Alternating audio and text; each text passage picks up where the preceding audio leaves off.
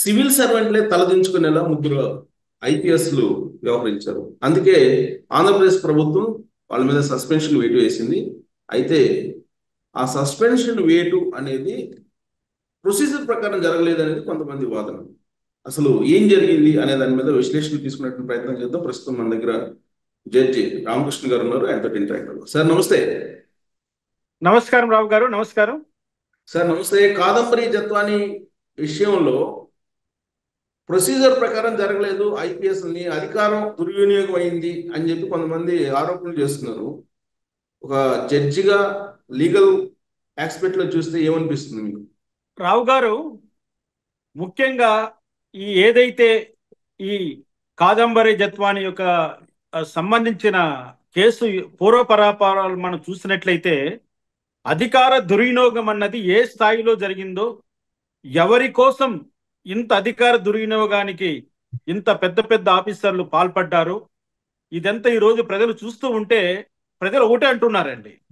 అసలు ఈ సమాజంలో మనం ఎలా బ్రతకాలి, మన ఆడబిడ్డలను ఏ విధంగా మనము స్కూళ్ళకు కానీ కాలేజెస్ కానీ ఉద్యోగాలకు కానీ ఎక్కడికైనా పంపించాలి, మన ఆడబిడ్డ ఇల్లు దాటి బయట వెళితే తిరిగి క్షేమంగా వస్తుందా రాదా, మరి ప్రజల మాన ప్రాణాలను కాపాడవలసినటువంటి పోలీసులే ఇంత కిరాతకంగా వ్యవహరిస్తూ ఉంటే మరి మన గోడు ఎవరితో చెప్పుకోవాలి అన్న డిస్కషన్ అయితే చాలా కారణంలో జరుగుతూ వస్తుంది రావు గారు.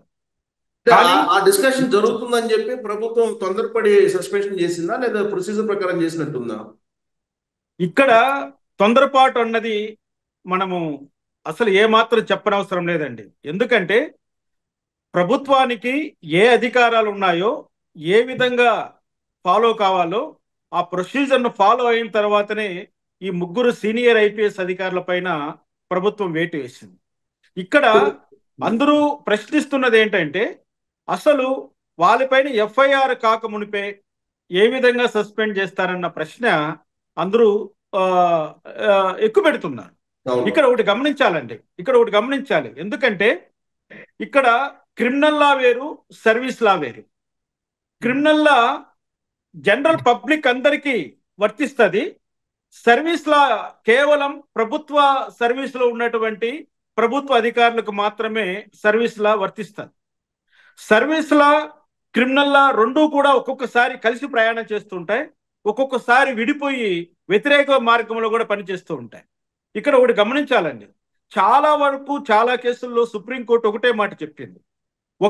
ఒక పబ్లిక్ సర్వెంట్ పైన నమోదైనటువంటి ఎఫ్ఐఆర్ లో, ఛార్జ్ షీట్ లో అతడు నిర్దోషిగా తేలినప్పటికీ కూడా సర్వీస్ లా కింద అతని పైన డిసిప్లినరీ యాక్షన్ తీసుకొని సర్వీస్ నుంచి రిమూవ్ చేసేటువంటి అధికారం ఈ అపాయింట్మెంట్ ఆ అథారిటీస్కి ఉంటుందని సుప్రీంకోర్టు, రాష్ట్ర హైకోర్టులు చాలా వరకు చెప్తూనే వస్తున్నాయి. దీని యొక్క భావం ఏంటంటే అసలు ఎఫ్ఐఆర్ తో సంబంధం లేకుండా ఒక పబ్లిక్ సర్వెంట్ తనకు విధించినటువంటి పరిధిని దాటి ఎవరైనా మిస్కాండక్ట్ గా బిహేవ్ చేస్తే వాళ్ళపైన వెంటనే తక్షణ చర్యలు తీసుకునే అధికారం అపాయింటింగ్ అథారిటీకి 100% ఉంటుంది. ఇక్కడ జరిగింది అదే. కానీ ఇక్కడ సర్వీస్ లా ప్రకారం మీరు చెప్తున్నారు సస్పెండ్ చేసేవారు అని చెప్పి, అట్లీస్ట్ వాళ్ళని పిలిచి మాట్లాడటం లేదంటే షోకాజ్ నోటీస్ ఇవ్వటమో ఏది లేకుండా సస్పెండ్ చేశారు అనేటువంటి వాదన కూడా వినిపిస్తుంది కదా. కొన్ని గ్రేవ్ అఫెన్సెస్ లో అటువంటి సమయము ముద్దాయిలకు ఇచ్చినట్లయితే, అటువంటి సమయము డీలింక్వెంట్కి ఇచ్చినట్లయితే, ఇక్కడ మేము సర్వీస్ లాలో డీలింక్వెంట్స్ అంటాం, క్రిమినల్ లాలో అక్యూజ్డ్ అంటాం. ఎవరైతే ఇక్కడ డీలింక్వెంట్స్ ఉన్నారో వీళ్ళకు అంత సమయం కేటాయిస్తే వాళ్ళు ఏదైనా సాక్ష్యాధారాలను రూపుమాపే కార్యక్రమంలో కానీ, లేదా దేశం విడిచి పారిపోయే కార్యక్రమం కానీ, లేదా ఇతరత్ర ప్రలోభాలకు గురి చేసేటువంటి ఇన్ఫ్లుయెన్స్ అథారిటీస్తో వచ్చే అవకాశం కానీ ఉంటుందన్నప్పుడు ప్రభుత్వం ఇటువంటి చర్యలు తీసుకోవచ్చు. ఇక్కడ బలమైనటువంటి ఆధారాలతో చాలా ఇది అత్యంత హీనమైనటువంటి అభియోగాలండి ఇవి. వీళ్ళ ముగ్గురి పైన వచ్చిన అభియోగాలు సొసైటీలో ఎవ్వరూ కూడా యాక్సెప్ట్ చేయనటువంటి అభియోగాలు ఇవి. ఎవరు కూడా వీళ్ళపైన వచ్చినటువంటి చూస్తూ ఉంటే ఒక స్త్రీ పట్ల వీళ్ళు వ్యవహరించిన తీరు, పైగా ప్రభుత్వ అధికారిగా ఉంటూ చట్టంలో పనిచేయాల్సిన వాళ్ళు చట్టాన్ని అడ్డం పెట్టుకొని, ఇది ఒకటి గమనించాలి మనం, ఇవన్నీ చట్టాన్ని కూడా అడ్డం పెట్టుకొని చట్ట వ్యతిరేకమైనటువంటి పనులు చేశారు వీళ్ళు. కమిషనర్, ఇవన్నీ కాబట్టి కూడా అభియోగాలే కదా, ఇవన్నీ అభియోగాలే కదా. అది ఆన్ పేపర్ పోయినప్పుడే కదా మీ న్యాయ వ్యవస్థ ఒప్పుకునేది. సస్పెన్షన్ కూడా కేవలము తాత్కాలికమైన చర్య, రావు గారు. సస్పెన్షన్ కూడా తాత్కాలికమైన చర్య కాబట్టి ఇటువంటి తాత్కాలికమైన చర్యలను ఈ విధమైనటువంటి సందర్భంలో ఈ విధంగా ప్రభుత్వాలు వాడుకోవడం అన్నది సహజంగా అన్ని చోట్ల జరుగుతున్నటువంటి అంశమే.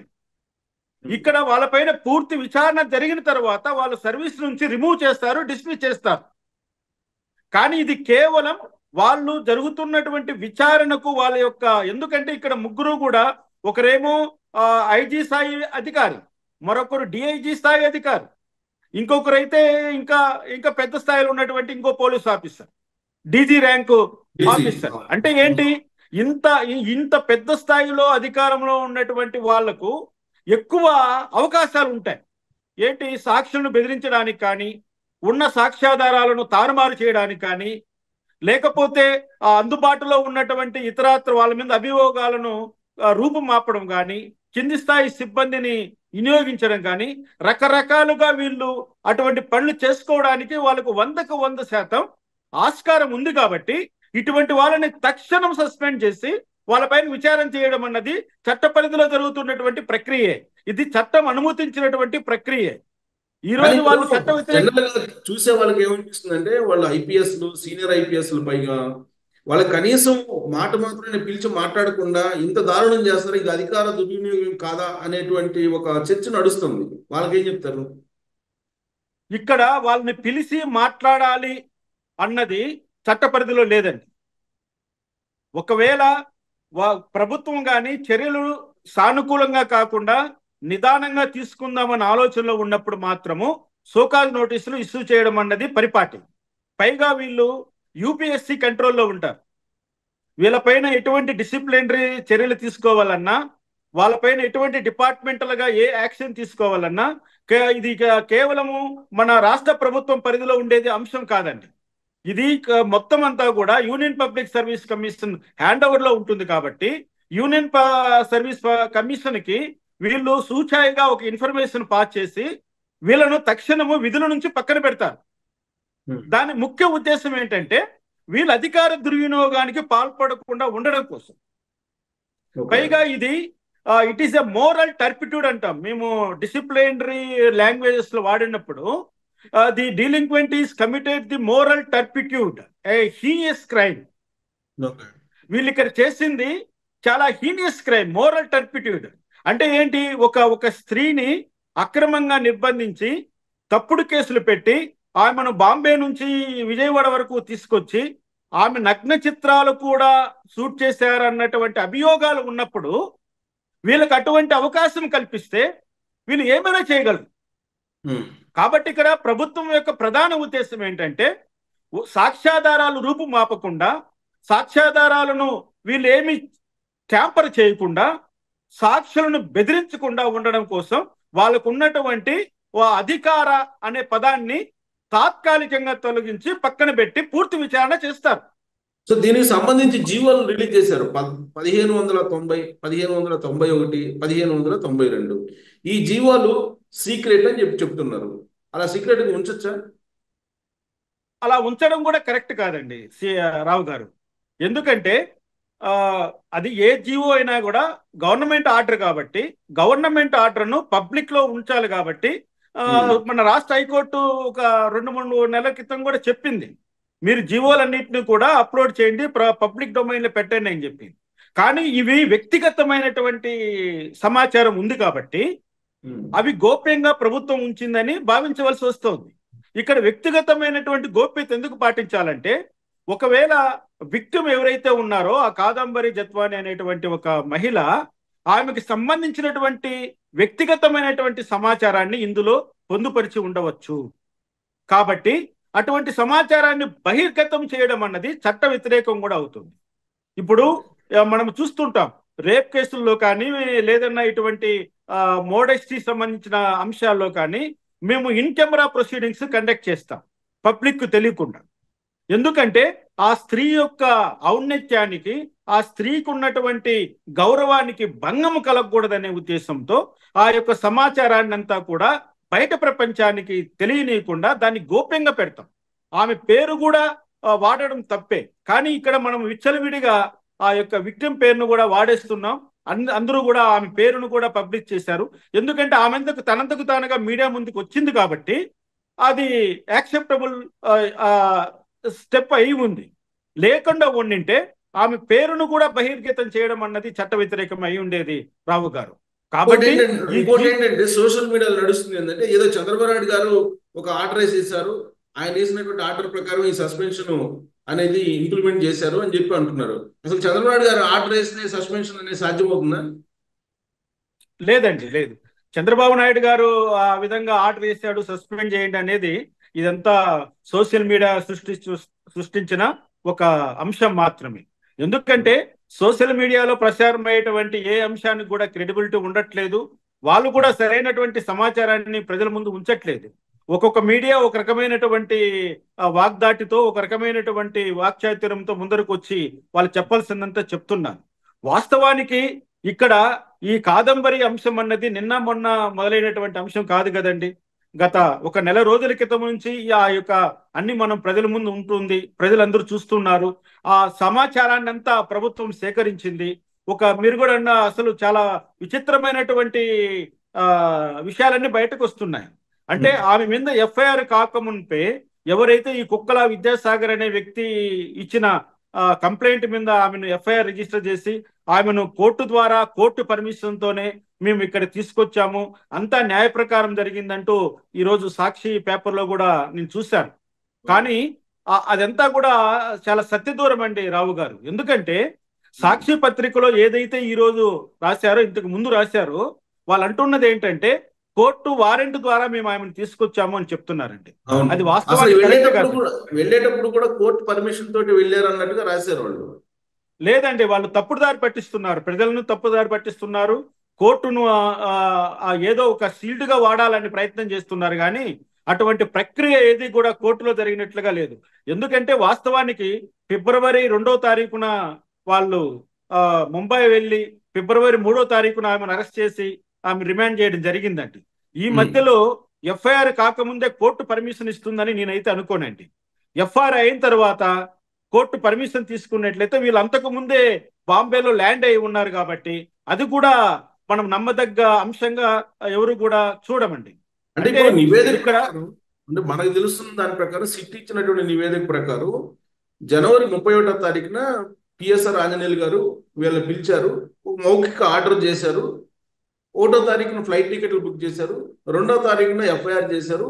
1 అవర్లోనే 6 గంటలకు ఎఫ్ఐఆర్ చేసి 7 గంటలకు ఎర్లీ మార్నింగ్ బాంబే వెళ్ళారు, ఈ కథ అంతా నడిపారు అనేది ఇప్పుడు మనకి ఆ నివేదికలో ఉన్న అంశం బయటకు వస్తుంది కొంత. మరి అది ఎంతవరకు నిజమో సమాచారం అది. రావు గారు, ఇది మీరు చెప్పినటువంటి ఇది వాస్తవం. ఇదే జరిగింది కూడా ఇదే. అంటే స్వామి భక్తి పరాయణులైనటువంటి కొంతమంది ప్రభుత్వ అధికారులు, ఈ పిఎస్ఆర్ ఆంజనేయులు లాంటి వాళ్ళు ఈ విధంగా తమకున్నటువంటి అధికారాన్ని దుర్వినియోగం చేసి జగన్మోహన్ రెడ్డిని ఏ విధంగా వాళ్ళు సంతృప్తి పరిచారో మనం అన్ని ఒకటోటిగా చూస్తూ ఉన్నాం. ఇక్కడ జరిగింది కూడా అదే. వాస్తవానికి ఆయన పిఎస్ఆర్ ఆంజనేయులు ఏ స్థాయిలో ఉన్నప్పటికీ కూడా ఎఫ్ఐఆర్ కాకముందు ఆయన ఇంటర్ఫియర్ కావడం అన్నది it is out and out law. అందుకోసమే ఈరోజు ఆయన క్రిమినల్ మిస్కాండక్ట్ అని చెప్పి ప్రభుత్వం అతన్ని సస్పెండ్ చేయడం జరిగింది. అంటే ఎవరైతే పిఎస్ఆర్ ఆంజనేయులు అనే అతను తన వృత్తి ధర్మాన్ని పక్కన పెట్టి స్వామి భక్తి చూపించి అనవసరంగా ఒక మహిళను ఈ విధంగా వేధించడానికి ఆయన భాగస్థుడయ్యాడంటే ఇది ఏ మాత్రం క్షమించరాని పెద్ద నేరం అండి. ఖచ్చితంగా ఇవన్నీ కూడా రేపు పొద్దున విచారణలో తేలినాయంటే వీళ్ళు కేవలం సస్పెన్షనే కాదండి, వీళ్ళు సర్వీస్ నుంచి రిమూవ్ అయిపోయి వీళ్ళు జైలు పాలయ్యేటువంటి అవకాశాలు కూడా చాలా ఎక్కువ ఉన్నాయి రావు గారు ఇందులో. సార్, ఇప్పుడు పోలీసులు ఇన్వెస్టిగేషన్ పర్పస్ మీద ఒక ప్రాంతం నుంచి ఇంకో ప్రాంతానికి, అంటే ఒక స్టేట్ నుంచి ఇంకో స్టేట్కి వెళ్ళాలంటే కనుక ఖచ్చితంగా పర్మిషన్ తీసుకోవాలి అంటారు. ఎవరి దగ్గర పర్మిషన్ తీసుకోవాలి? ఆ పర్మిషన్ తీసుకున్న తర్వాత వెళ్ళాల్సిన అవసరం ఉందా టెక్నికల్ గా? రావు గారు, ఒక రకంగా ఒక పోలీస్ ఆఫీసర్ యొక్క పరిధి ఒక లిమిటెడ్ గా ఉంటుందండి. ప్రతి స్టేషన్ కు ఆ స్టేషన్ పరిధి అన్నది ఒక లిమిటెడ్ గా ఉంటుంది. కానీ నేరాలు పరిధి లేకుండా జరుగుతూ ఉంటాయి కాబట్టి ఏదైనా ఒక నేరస్తుణ్ణి తన పరిధిలో లేనప్పుడు వేరొక పరిధిలో ఉన్నటువంటి చోట అరెస్ట్ చేయాల్సి వచ్చినప్పుడు ఖచ్చితంగా పర్మిషను అక్కడ ఆ జ్యూరిడిక్షన్ సంబంధించినటువంటి ఆ మెజిస్ట్రేట్ యొక్క పర్మిషన్ తీసుకోవడం అన్నది చట్టంలో ఒక భాగం అండి. కానీ ఆంధ్రప్రదేశ్ నుంచి ఆ మహారాష్ట్ర సంబంధించినటువంటి చోటకు వెళ్ళి అక్కడ ముద్దాయిని వీళ్ళు తీసుకురావాలంటే ఖచ్చితంగా 24 ఇక్కడ ఏమిటంటే ముఖ్యమైన అంశము, అరెస్ట్ చేసిన వ్యక్తిని 24 గంటల లోపల సంబంధిత మెజిస్ట్రేట్ ముందర హాజరుపరచాలనేది చట్టం. వీళ్ళు 24 గంటలు దాటిపోవచ్చు. ఎందుకంటే బాంబే నుంచి ఆంధ్రాకు వచ్చి ఆంధ్రాలో విజయవాడలో కోర్టు జడ్జి దగ్గరికి తీసుకెళ్లేసరికి 24 అవర్స్ దాటిపోవచ్చు. లేదు మధ్యలో ఏదైనటువంటి ప్రాబ్లమ్స్ రావచ్చు. అవన్నీ అటువంటివన్నిటిని పోలీస్ డిపార్ట్మెంట్ ఒక రక్షణ కల్పించాలనే ఉద్దేశంతో ఈ ట్రాన్సిస్ట్ రిమాండ్ అనే దాన్ని సిఆర్పిసిలో పొందుపరిచారు. అంటే రూల్స్ లో ఉంది అది. అంటే ట్రాన్సిస్ట్ రిమాండ్ అంటే ఏంటంటే ఆ లోకల్లో అరెస్ట్ చేసినటువంటి వ్యక్తిని ఆ లోకల్ మెజిస్ట్రేట్ ముందర హాజరుపరుస్తారండి. ఆ మెజిస్ట్రేట్ గారు ఈ యొక్క అంశాలన్నింటినీ నమోదు చేసి ఇక్కడ నుంచి మరో మెజిస్ట్రేట్ కంటే కన్సర్న్ మెజిస్ట్రేట్ కోర్టుకు తీసుకెళ్లే వరకు జరిగేటువంటి యొక్క ఏదైతే ఈ టైం పీరియడ్ ఉంటుందో దాన్నంతా సేవ్ చేసేటట్లుగా ఆయన ట్రాన్సిస్ట్ రిమాండ్ ఇచ్చి పంపిస్తాడు వీళ్ళకి. అంటే ఇది రెండు వైపులా ఒక రక్షణ కవచం అండి. అంటే ముద్దాయికి రక్షణ కవచంగా ఉంటుంది, అరెస్ట్ చేసినటువంటి పోలీస్ అధికారులకు రక్షణ కవచంగా ఉంటుంది. ఇది చాలా ఇంపార్టెంట్. కానీ ఈ కాదంబరి జత్వానీ సంబంధించిన కేసులో మేము ట్రాన్సిస్ట్ రిమాండ్ తీసుకున్నాము అక్కడ ముంబైలో అని ఈ పోలీస్ డిపార్ట్మెంట్ వాళ్ళు చెప్తున్నారు. కానీ బహుశా అక్కడ ఆమెను ప్రొడ్యూస్ చేసి ఉండొచ్చు. ఎందుకంటే వీళ్ళు ఆల్రెడీ ప్రీ ప్లాన్డ్ గా మొత్తం అంతా ఒక ఇదిగా ఏర్పడి వెళ్ళారు కాబట్టి అక్కడ ప్రొడ్యూస్ చేయడం అనేది జరిగి ఉండవచ్చు. ఆ రికార్డ్ అంతా ఇంకా ఇక్కడికి ట్రాన్స్ఫర్ కాలేదు మన విజయవాడ కన్సర్న్ కోర్టుకి. ఇది చాలా ఆక్షేపణీయము, చాలా క్రిమినల్ యాక్ట్ అంటాం మేము. ఎందుకంటే ఈ మొత్తం కేసు వెనక సజ్జల్ జిందాల్ ఉన్నారు. సజ్జల్ జిందాల్ మీద ఆల్రెడీ కేసు ఉంది. ఆ కేసుకి ఈ కేసుకి టిట్ ఫర్ టాట్ అన్నట్టు చేశారని అంటున్నారు. ఇప్పుడు మళ్ళీ సజ్జల్ జిందాల్ మీద ఉన్నటువంటి కేసు ఏదైతే ఉందో జత్వాని విత్డ్రా చేసుకున్న కేసు అది మళ్ళీ రీవర్క్ అవుతుందా? ఇప్పుడు ఆమె ఎందుకు విచారణకు హాజరు కాలేకపోయింది? తను ఆంధ్రప్రదేశ్ లో జ్యుడిషియల్ రిమాండ్ లో ఉంది కాబట్టి అక్కడ విచారణకు హాజరు కాలేకపోయింది. అది ఆమెంతకు ఆమె వాలంటరీగా చేసినటువంటి యాక్ట్ కాదు. అది యాక్ట్ ఆఫ్ గాడ్. కాదు. ఇప్పుడు ఇక్కడ ఐపీఎస్ ప్రెజర్ చేసి కేసు విత్డ్రా చేసుకునేలాగా కాదంబరి మీద ప్రెజర్ చేశారనేది ఇంకొక ఆరోపణ కూడా ఉంది కదా. అది వాస్తవం కాబట్టి ఆ విధంగా ఆమె పైన అంటే నీ పైన ఇంకొక క్రిమినల్ కేసులు పెడతాము, మీ కుటుంబ సభ్యులను కేసులు ఇన్వాల్వ్ చేస్తాము, మిమ్మల్ని వేధిస్తాము, అనేక రకాలుగా మిమ్మల్ని ఏదైనా చేస్తామని ఒక పోలీస్ అధికారి బెదిరించి ఆమె దగ్గర క్రిమినల్ కంప్లైంట్ ప్రాసెస్ కాకుండా చేశాడు కాబట్టి it is one kind of an offence. ఇది న్యాయ ప్రక్రియలలో జోక్యం చేసుకోవడం అవుతుంది ఒక రకంగా.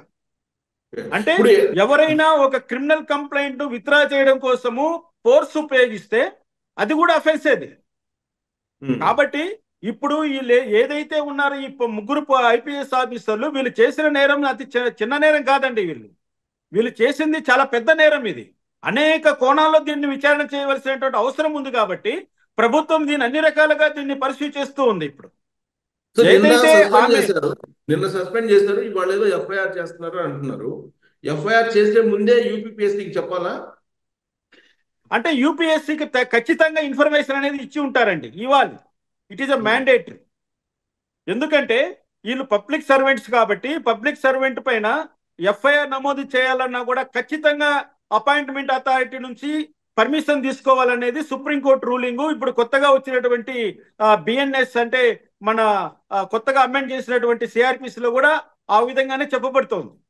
కానీ యాక్చువల్గా మనకి స్టేట్ కి వాళ్ళని పంపించేశారు కదా అప్పుడు ఆంధ్ర క్యాడర్ వాళ్ళు. ఇప్పుడు డీజీపీకి సిఎస్ కి అధికారం లేదా డైరెక్ట్ గా వాళ్ళ మీద చర్యలు తీసుకోవడానికి?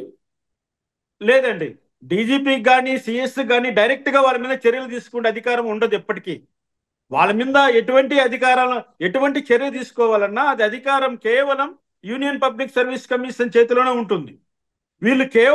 వీళ్ళు చేసినటువంటి అక్రమాలను వాళ్ళకు నివేదించి మేము ఈ విధంగా చేస్తున్నాము, మీరు రాటిఫై చేయండి అని అడుగుతారు. అప్పుడు యూపీఎస్ వాళ్ళు దాన్ని రాటిఫై చేయొచ్చు, లేదా ఆ రాటిఫికేషన్ ఇవ్వకుండా స్టేట్ గవర్నమెంట్ ఆర్డర్ను క్యాన్సిల్ చేసే అధికారం కూడా యూపీఎస్సీకి ఉంటుంది. సో ఇప్పుడు వాళ్ళ ముందున్నది ఏంటంటే క్యాట్కి వెళ్తున్నారు అంటున్నారు. అంటే సర్వీస్ లా ప్రకారం ఈ సస్పెన్షన్ దాని మీద సవాల్ చేసి వెళ్ళే అవకాశం ఉందా, లేదంటే ఎఫ్ఐఆర్ అయిన తర్వాత వెళ్ళే అవకాశం ఉందా క్యాట్కి? నేను అదే ముందుగానే చెప్పాను కదండి, ఎఫ్ఐఆర్ అన్నది వేరు, సర్వీస్ లా అన్నది వేరు. ఎఫ్ఐఆర్ అన్నది క్రిమినల్ లా, వీళ్ళు చేసిన మిస్కాండక్ట్ సర్వీస్ లా. అంటే వీళ్ళు అధికారంలో ఉంటూ డ్యూటీలో ఉంటూ చేసినటువంటి ఇటువంటి తప్పుడు వ్యవహారాన్నింటిని కూడా సర్వీస్ లా చూసుకుంటుంది. వీళ్ళు చేసేటువంటి క్రిమినల్ యాక్ట్స్ ఏవైతే ఉన్నాయో ఒక వ్యక్తిని బెదిరించడం అన్నది క్రిమినల్ లా అవుతుంది. అధికారాన్ని అడ్డం పెట్టుకొని బెదిరించడం అన్నది సర్వీస్ లా కింద వస్తుంది, క్రిమినల్ లా కింద వస్తుంది. అంటే వీళ్ళు బోత్ సైడ్స్ ఇప్పుడు ఈ యొక్క వ్యవహారాన్ని పర్సూ చేయాల్సి ఉంటుంది. ఇప్పుడు వాళ్ళు క్యాట్కి వెళ్తున్నామంటున్నారు. సెంట్రల్ అడ్మినిస్ట్రేటివ్ ట్రిబ్యునల్ అన్నది కేవలం ఇటువంటి చర్యల కోసం ఏర్పడినటువంటి ఒక స్వాతంత్రమైనటువంటి వ్యవస్థ అది. ఇప్పుడు వాళ్ళు క్యాట్కి వెళ్ళినా కూడా వాళ్ళు అక్కడ చెప్పబోయేది ఏముందండి, వాళ్ళు ఏమంటారు, మేమంతా న్యాయ ప్రకారమే చేశాము అని చెప్పబోతున్నారు. వాళ్ళు న్యాయ ప్రకారం చేయలేదన్నది ఇప్పుడు స్పష్టంగా కనబడుతోంది.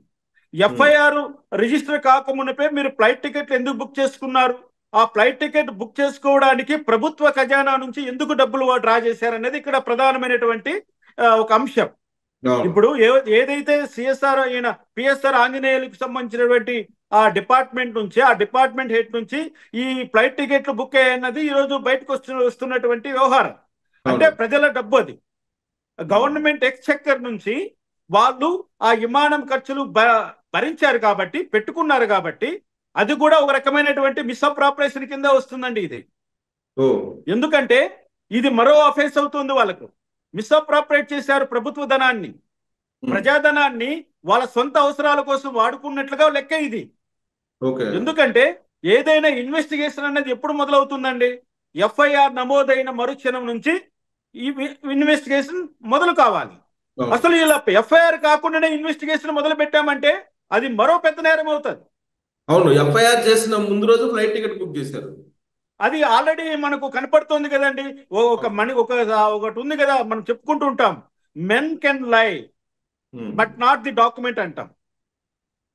వీళ్ళు ఎంత అబద్ధాలు చెప్పినా కూడా నీకు దస్త్రాలు అబద్ధం చెప్పవు కదండి. వాళ్ళు బుక్ చేసినటువంటి ఫ్లైట్ టికెట్ అబద్ధం చెప్పదు, వాళ్ళు ఎప్పుడు బుక్ చేశారో ఆ టైమింగ్స్ కంప్యూటర్లో నమోదైనటువంటి అవి అబద్ధం చెప్పవు. అవన్నింటిని బేరీ చేసినప్పుడు మీరు 31వ తారీఖున, జనవరి 31వ తారీఖున మీరు ఫ్లైట్ టికెట్లు బుక్ చేస్తే ఎఫ్ఐఆర్ ఫిబ్రవరి 2వ తారీఖున రాత్రి 6:12 బుక్ అయిందండి. అంటే ఇక మోర్ దాన్ 32 అవర్స్ టైమింగ్ ఉంది అక్కడ. అంటే ఏంటి, ఖచ్చితంగా వీళ్ళు తమ పరిధిని దాటి వ్యవహరించారు కాబట్టి ఇది వాళ్ళు డ్యూటీలో కూడా భాగంగా పరిగణించవలసినటువంటి అవసరం లేదని సుప్రీంకోర్టే చెప్పింది. ఎవరైనా ఇన్ని రకాలుగా వాళ్ళు మిస్యూజ్ చేసి ఇప్పుడు ఏమంటారంటే, వాళ్ళకు సపోర్ట్ చేసేటువంటి వాళ్ళు ఏమంటారంటే, ఆ రోజున ఏపీ వెంకటేశ్వరరావు గారిని సస్పెండ్ చేశారు కాబట్టి ఇప్పుడు ఇది చేస్తున్నారు అని చెప్పి పొలిటికల్ యాంగిల్లో తీసుకెళ్తున్నారు. దానికి దీనికి కంపేర్ ఏంటి, ఆ కేసుకి ఈ కేసుకి? రావు గారు, పాలిటిక్స్ వేరు, అడ్మినిస్ట్రేషన్ వేరు. ఇక్కడ ఆ రోజు ఏబీపీ వెంకటేశ్వరరావు గారు తెలుగుదేశం పార్టీ కండ వేసుకున్న ఆఫీసర్ కాదు. ఈ రోజు ఈ విశాల్ గుండి కానీ, పిఎస్ఆర్ ఆంజనేయులు కానీ, లేకపోతే ఈయన కాంతి టాటా కానీ, వీళ్ళెవరు కూడా వైఎస్ఆర్సీపీ కండ వేసుకున్నారని చెప్పట్లేదు. మేము ఎవరు చెప్పట్లేదు ఆ విధమైన. వాళ్ళు అధికారులుగా ఉంటూ అధికార దుర్వినియోగానికి పాల్పడ్డారు. అధికారాన్ని అడ్డం పెట్టుకొని ఒక మహిళ పట్ల, ఒక స్త్రీ పట్ల వ్యవహరించినటువంటి తీరు జుగుప్సాకరంగా ఉంది, సభ్య సమాజానికి ప్రమాదకరంగా ఉంది, చట్ట వ్యతిరేకంగా ఉందని ఈరోజు ప్రభుత్వం చర్యలు తీసుకుందనే కానీ మీరు పలానా పార్టీ వాళ్ళు పలానా విధంగా చేస్తున్నాము, కక్షపూరితంగా అవన్నీ కూడా వాళ్ళు కేవలం వాళ్ళు చేసిన తప్పును కప్పిపుచ్చుకోవడం కోసము చేస్తున్నటువంటి వ్యవహారంగా ఉంది. కానీ ఇందులో ఏమాత్రం వాస్తవం అని ప్రజలు ఎవరు కూడా అనుకోవట్లేదు రావు గారు. ముఖ్యంగా ఏంటంటే ఇప్పుడు ఈ కేసులో బిగ్ బాస్ ఆ బిగ్ బాస్ వేరే ఉన్నారు అంటున్నారు. ఆ బిగ్ బాస్ బయటకు వస్తాడు ఇప్పుడు మరి? వీళ్ళు ఒకవేళ విశాల్ గున్ని గారు అప్రూవర్ గా మారుతున్నారన్న సంకేతాలు వస్తున్నాయి. అవును. ఒకవేళ విశాల్ గున్ని గారు తన విచారణలో తన స్టేట్మెంట్ లో లేదా క్యాట్కి వెళ్ళిన తర్వాత ఎక్కడో ఒక చోట మేము పాప ప్రభుత్వం ఒత్తిడి వల్లనే మేము ఈ విధంతా చేయాల్సి వచ్చిందని ఒక మాట అన్నారంటే, ఆనాడు ఉన్నటువంటి హోమ్ మినిస్టర్ కానీ ఆనాడు ఉన్నటువంటి చీఫ్ మినిస్టర్ కానీ ఆనాడు ఉన్నటువంటి హోంశాఖ సంబంధించినటువంటి సలహాదారులు ఎవరైతే ఉన్నారో వీళ్ళందరూ కూడా అందులో భాగమవుతారు. ఎందుకంటే ప్రభుత్వం ఒత్తిడి చేస్తేనే ప్రభుత్వ అధికారులు ఈ విధంగా వ్యవహరించడానికి అవకాశాలు ఉన్నాయన్నది జగమెరిగిన సత్యం. దాన్ని ఎవరు కాదనలేం మనం. అంటే ఇక్కడ తప్పు చేసిన వాడి కంటే తప్పు చేయించిన వాడే ప్రథమ ముద్దాయాన్ని ఏదైతే న్యాయ సూత్రాలు చెప్తున్నాయో ఆ సూత్రం ప్రకారము ఆనాటి హోమ్ మినిస్టర్ గారి నుంచి ఆనాటి చీఫ్ మినిస్టర్ గారి నుంచి ఆనాటి సజ్జల ఎవరైతే సలహాదారులు ఉన్నాడో వీళ్ళందరూ కూడా ఒకే ప్రేమలోకి వస్తారు రావు గారు. ఇప్పుడు ఏంటి, కాబట్టి విఎస్ఆర్ ఆంజనేయులు నిఘా అధిపతి ఆయన చెప్పారు కాబట్టి మేము చేసామని చెప్పి కాంతిరాణ తాత అలాగే గున్ని అంటున్నారు. పిఎస్ఆర్ ఆంజనేయులు చెప్పాలిగా ఆయన ఎవరు జీవమున్నారు అనేది. ఇప్పుడు ఒక్క అంశం బయటకు వచ్చిందంటే దాన్ని పట్టుకొని ఫర్దర్ ఇన్వెస్టిగేషన్ జరుగుతుంది. ఎక్కడో ఒక ఎముక దొరికితే ఒక ఎంట్రుక దొరికితే దాన్ని పట్టుకొని చనిపోయిన వాడు ఎవడు, చనిపోయిన వాడి యొక్క వయసు ఎంత, చనిపోయింది మహిళనా లేకపోతే పురుషుడా, లేకపోతే చంపబడ్డ ఆయుధం ఏంటి, అది పాయిజన్తో చచ్చాడా లేకపోతే ఇంకో రకంగా చచ్చాడని చెప్పగలుగుతున్నటువంటి సైంటిఫిక్ మెథడ్స్ ఉన్న ఈ రోజుల్లో ఒకవేళ గున్ని గారు మా పిఎస్ఆర్ ఆంజనేయులు చెప్పాడంటే దాన్ని యాక్సెప్ట్ చేయరండి. ఎందుకంటే ఆయన కేవలం ఇంటెలిజెన్స్ చీఫ్ మాత్రమే. ఇతనికి ఎవరైతే ఈయన చెప్తున్నాడే కమిషనర్ ఆఫ్ పోలీసుకు పై అధికారి కాదు. ఆయన ర్యాంకు ప్రకారము పెద్దవాడు కావచ్చు కానీ ఇక్కడ హైరార్కీలో ఆయన నీకంటే పెద్దవాడు కాదు కదా. కాబట్టి తప్పకుండా ఇక్కడ ఒకవేళ పిఎస్ఆర్ ఆంజనేయులు నాకు చెప్పాడన్నా కూడా అప్పుడు గున్ని గారు తప్పు చేసిట్లే లెక్క, ఆయనంతకు తప్పును అడ్మిట్ అయినట్లు లెక్క. కాబట్టి ఇక్కడ మనకు బయట ప్రపంచంలో మనం మాట్లాడుకునే మాటలకు చట్ట పరిధిలో ఉన్నటువంటి అంశాలకు చాలా తేడా ఉంటుంది రావు గారు. ఈ మొత్తం కేసులో సార్ ఆ రోజున డీజీపీ పాత్ర ఉండదంటారా? రాజేంద్రనాథ్ రెడ్డి గారి పాత్ర అది కూడా ఓవర్లుగానే చెప్పుకుంటారా లేకపోతే ఆన్ రికార్డు ఉంటుందా? ఖచ్చితంగా డీజీపీ పాత్ర అనేది బయటకు వచ్చి తీరుతారు. ఎందుకంటే being a boss of all the entire department, ఆయన కనుసన్నల్లోనే ఆయనకు తెలియకుండా ఇవన్నీ జరిగాయని ఎవరు కూడా అనరు. ఎందుకంటే ఒక ఐపీఎస్ ర్యాంక్ అధికారి స్టేట్ దాటి ఆ జ్యూరిడిక్షన్ వదిలి మరో స్టేట్కి వెళ్తున్నాడు అంటే ఆ సంబంధించిన సమాచారం మొత్తం అంతా కూడా పోలీస్ బాస్ టేబుల్ పైన ఉంటుంది.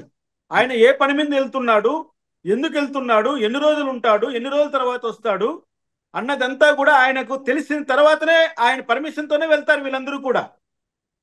అంటే ఇక్కడ ఏం జరిగింది, జగన్మోహన్ రెడ్డి ప్రభుత్వంలో ఎవరికి సంబంధాలు లేకుండా ఎవరికి బాధ్యత లేకుండా విచ్చలవిడిగా ప్రవర్తించారు. ఈ విధమైనటువంటి జరగవలసిన ఆగత్యం ఇక్కడ ఏర్పడింది. ఆ విచ్చలవిడితనం కూడా ఇప్పుడు బయట వస్తుంది ఈ కేసులో. ఇంకొక కోణం ఏంటంటే దీని వెనుక చాలా పెద్ద డీల్ జరిగింది, ఓ పెద్ద అమౌంట్ ట్రాన్స్ఫర్ అయ్యింది అకౌంట్స్ కి. సో అందుకే ఈడీ కూడా ఎంటర్ అయ్యే అవకాశం ఉంది అని అంటున్నారు. ఆ ఛాన్స్ ఉందా? ఆ అవకాశాన్ని కూడా మనం కొట్టిపారేయలేమండి. ఎందుకంటే ఇందులో ప్రధాన ముద్దాయిగా చెప్పబడుతున్నటువంటి ఆ జిందాల్ అన్న వ్యక్తి సామాన్యమైన వ్యక్తి కాదు కదండి. అతనితో పాటు ఇంకా ఏషియన్ పెయింట్ సంబంధించినటువంటి ఇంకొకతను కూడా ఇన్వాల్వ్ అయి ఉన్నారు.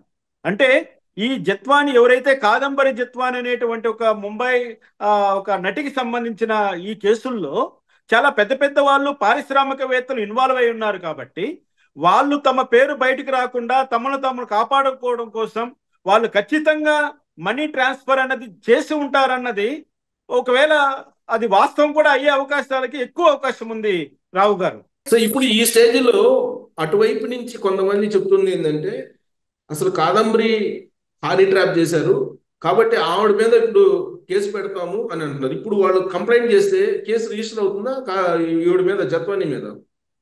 ఆల్రెడీ ఎఫ్ఐఆర్ రిజిస్టర్ అయింది, ఆమె ఆల్రెడీ రిమాండ్కి వెళ్ళి ఉంది. ఇంకా మరొక ఎఫ్ఐఆర్ ఆమె మీద రిజిస్టర్ కావడం అన్నది రూల్డ్ అవుట్ అండి, ఆ ఛాన్సెస్ లేవు. అంటే కుక్కల విద్యాసాగర్ ఎఫ్ఐఆర్, కానీ అలా కాకుండా ఇంకా చాలా మందిని ట్రాప్ చేశారు, హాని ట్రాప్ చేశారు అనేది వాళ్ళ ఆరోపణలు ఇప్పుడు వరకు. కానీ ఇప్పుడు మళ్ళీ దాన్ని కంప్లైంట్ రూపంలో ఇస్తే పరిస్థితి ఏంటి? అంటే ఇక్కడ మీరు చెప్తున్నది ఏంటంటే ఆమె హనీ ట్రాప్ రూపంలో చాలా మందిని బ్లాక్మెయిల్ చేసిందనో ఏదో నేరంలో పాల్పంచుకుందనేది ఇప్పుడు అవతల వాళ్ళు అంటున్న అవును, సమాచారం. అవును. ఒకవేళ ఏదైతే కుక్కల విద్యాసాగర్ కాకుండా మరొక వ్యక్తి ఇంకొక XYZ ఎవరైనా వచ్చి నన్ను కూడా ఆమె ఈ విధంగా మోసం చేసి ఉంది, నన్ను కూడా నేను కూడా ఆమె చేతిలో నష్టపోయాను అని ఎవరైనా ఒకవేళ కంప్లైంట్ ఇస్తే దాన్ని FIR రూపంలో నమోదు చేసే అవకాశాలు ఉన్నాయి. అంటే ఇక్కడ వ్యక్తి మారుతాడు కాబట్టి అది నేరం జరిగిన సమయం మారుతుంది, నేరం జరిగిన ప్రదేశం మారుతుంది, నేరం చేయబడ్డ వ్యక్తి ఒకరైనప్పటికీ కూడా బాధితుడు మారుతాడు కాబట్టి అది మల్టిపుల్ FIR రూపంలో రావడానికి అవకాశాలు ఉన్నాయి. రావు గారు కావచ్చు. మరొక అంశం ఏంటంటే ఇప్పుడు పిఎస్ఆర్ ఆంజనేయులు గారు కానీ, లేదంటే గున్నీ కానీ, లేదా కాంతినారాయణ టాటా కానీ, వీళ్ళ కెరీర్ మొత్తం మీద అక్కడక్కడ కొన్ని రకాల మిస్యూజులు చేస్తున్నారు. సో దానికి సంబంధించిన కంప్లైంట్లు కూడా వస్తున్నాయి అంటున్నారు. వాళ్ళ మీద కూడా కంప్లైంట్ తీసుకునే అవకాశం ఉందా ఇప్పుడు?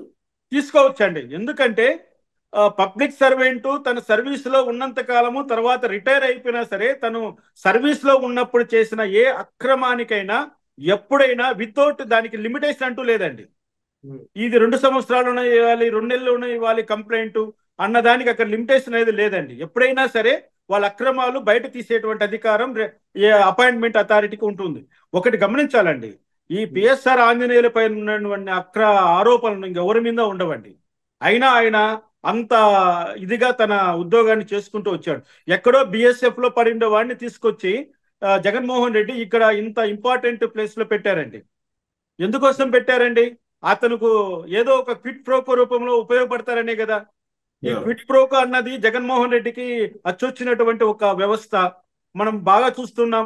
IAS ఆఫీసర్లను, IPS ఆఫీసర్లను ఎంత దారుణంగా వాడుకొని వాళ్ళను ఏ విధంగా చట్ట వ్యతిరేకమైన పనులు ఇన్వాల్వ్ చేశాడో అందరూ చూసాం. ఇది ఒక చిన్న క్లాసికల్ ఎగ్జాంపుల్ అనుకుందాం. ఇప్పుడు పిఎస్ఆర్ ఆంజనేయుల పైన అక్కడే ఎన్నో చేయండి ఆయన పైన. అసలు గుంటూరులోనే 3 వ్యక్తుల మరణానికి కారణమైనాడు ఆయన.